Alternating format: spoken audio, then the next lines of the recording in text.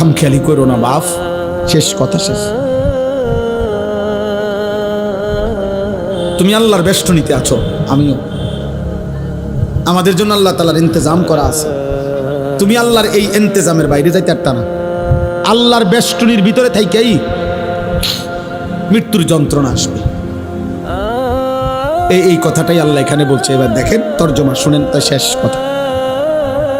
আমার ভাই, আমি বলে গেলাম, আমার সন্তান, আমার ছেলেরা, আমার বাবারা, আমার ভাইরা, আমি বলে গেলাম স্পষ্ট, দয়া করে মরণকে স্মরণ করো, ভুলে যেও না।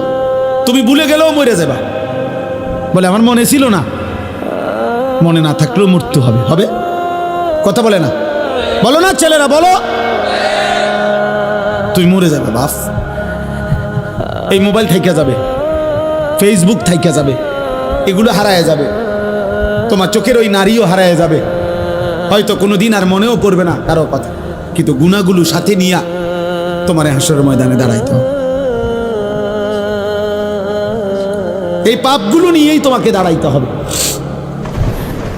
এই জন্য আমি কিশোর নওজোয়ানের পরিবর্তনের খুব প্রত্যাশী। আমার এক ছোট্ট জিন্দিগি প্রয়োজন, আমি দিয়ে দিলাম। কিন্তু আমার একটা আশা, মুসলমানের নওজোয়ান তোমরা ইনশাআল্লাহ ফিরলে, তোমরা যদি ফজর নামাজ পড়ো, এতগুলো ছেলে ইনশাআল্লাহ কদর কসম ইসরায়েলের কুত্তাদের কলজা সুদ্ধা নড়ে উঠবে ইনশাআল্লাহ। সেজদাবিহীন বিজয় আসবে না বন্ধু। স্লোগান দিলে হবে না, শুধু স্লোগান দিলে। স্লোগান আমিও দিতাম, জানি। আমি ছাত্র জীবনে স্লোগানে সেরা ছিলাম।